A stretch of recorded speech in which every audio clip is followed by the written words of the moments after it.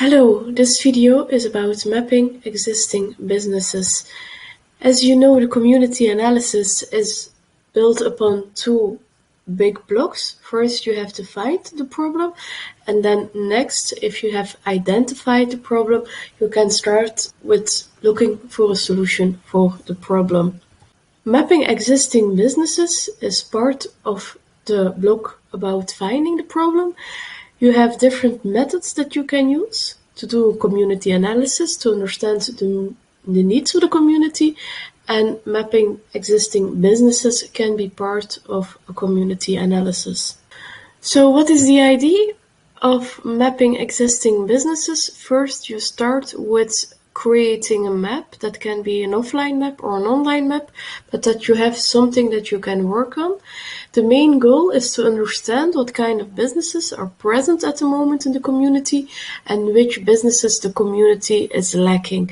So it's just a way to really understand what's in your neighborhood at the moment and which is not. As we have said before, the community analysis is based on human-centered design. And when you use human-centered design, you always keep your end user in mind. That means that you always have to include user research in developing a solution. And when you solely do the community analysis based on mapping existing businesses, you aren't really doing any user research. So I think it's best to use this method in a combination with other methods. We have addressed that you can do a community cafe, you can do a focus group, or you can do interviews. But I think it's advisable to always make the combination between the map and one of the other methods, because using one of the other methods is really necessary to have an in-depth view of the needs of the people of the community, so the user research. But this method can definitely be interesting to do and can be a nice addition. It can also be a part of the introduction. I know that some schools have created a map of the community when starting with the community analysis. So maybe that's an option. But know that it's a good tool, but not as the only way to understand the needs of the community, because you're not really engaging any people of the community. So what do you have to do in advance? You have to define what you see as your neighborhood. Sometimes this is easy because you can use which is the border of your municipal, but sometimes it's a bit more tricky because it can be a personal thing, what someone sees as his community and what someone else sees as the community. So try to define what you see as the neighborhood of the community of the school, and try to draw the borders on a map. In preparation of this method, you also have to have some kind of map that you can use and where you can make adjustments. So this can be either offline, that you maybe print a map, or of course the most easy thing and the most user-friendly thing to do is to use an online map. Then you can use Google Maps. Here in Belgium, you can also use Geopunt Vlaanderen, which is interesting because they allow you to look for enterprises. So I think you all know Google Maps. When you go to Google Maps, you can look for what you see as your community, and then you can zoom in and you will see that there's these little icons on Google Map that show you where businesses are located in. You can see that you have different icons for different kind of businesses. So using Google Maps as a starting point to understand which businesses are in the community for the moment is definitely a good way to go.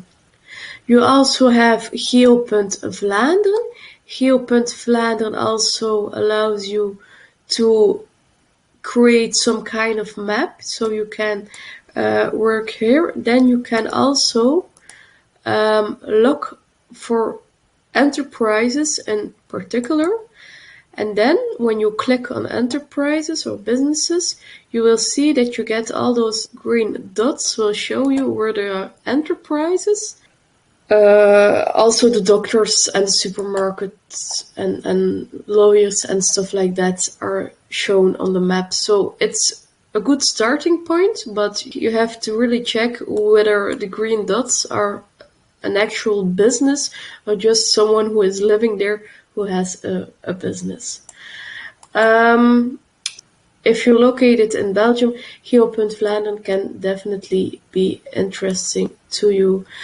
The next thing you have to do when you prepare the mapping existing businesses is to collect some information about the businesses and the community.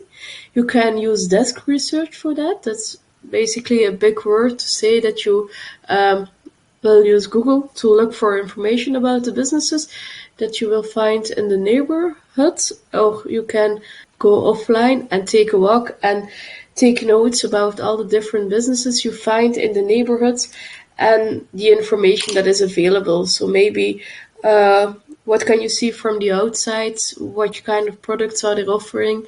Target customer of the business is and stuff like that. So look for some way to collect information. It's advisable to use a combination of offline and online methods and try to synthesize all the information. It's best to use an Excel sheet because you can import that in Google Maps afterwards. So when you have a map and you have your information about the businesses, you can start by actually mapping existing businesses. The first thing you can do is identify important locations on the map. So here we have maybe a nature area, you have here a business park, you have a railway station. So try to identify the most important locations in the neighborhood and indicate them on the map. The next thing you need to do is to make a marker for each location where there's a business. Then you can try to add extra information. Here we have done that by using a different color for the markers. So you can maybe use a different color for each kind of business, but you can also attach some information with price, target customer, and stuff like that.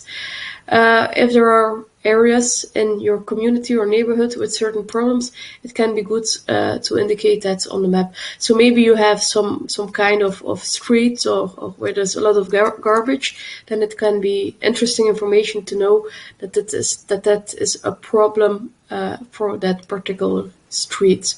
Then what you have done so far is basically what you need to have a brainstorm in group, and then you can try to find answers to some questions.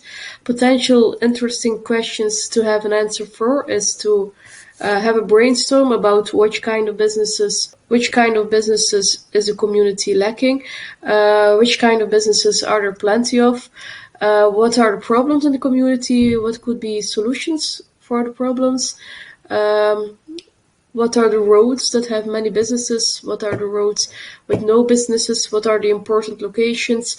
Are there things missing that could be an added value and stuff like that? So try to have a brainstorm based on the map of the community and think about what could be a good addition to what is already available in the community. When you look for businesses, it can also be wise not only to look for competition, to know if there's an opportunity for you to exist in the neighborhood, but also look for potential partners. For example, if you're hoping to open up a food truck, it can be interesting to also look for bakeries who could be a supplier to you. As I have said in the beginning, it's the thing that makes this method not very useful is that you don't have user research and you don't start from the insights of the people from the community. You can try to make that better by combining this method with a focus group. And then you can do the brainstorm part. So this part that you could do also in group. Then you can do the brainstorm part with a focus group. You have a separate movie explaining everything about the focus group, but here it can be interesting so to prepare a map and to have that ready, and then host a focus group with 4 to 8 people from the community and have this brainstorm with the people from the community together. That way you will get a lot more inputs and a lot more insights in the needs of the community, and this will definitely be an added value of mapping the existing businesses. You can do this very easily online. This is basically the method from the community analysis that is most doable online. Also, doing a focus group can be with an online video platform, but you can also create the map online. A tool that is very usable for this is Google My Maps. When you go to Google and you are logged in on Google, you will see that you have here on menu, you can go to in Dutch Mijn Plaatsen, and then you are able to choose maps or kaarten, and then you can select different maps that you have saved. Here, for example, is from Burghaamstede, and there are different businesses indicated.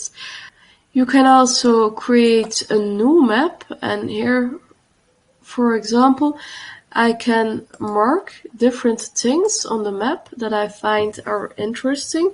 For example, when I know there's a bakery that's quite high end, and then you can save that.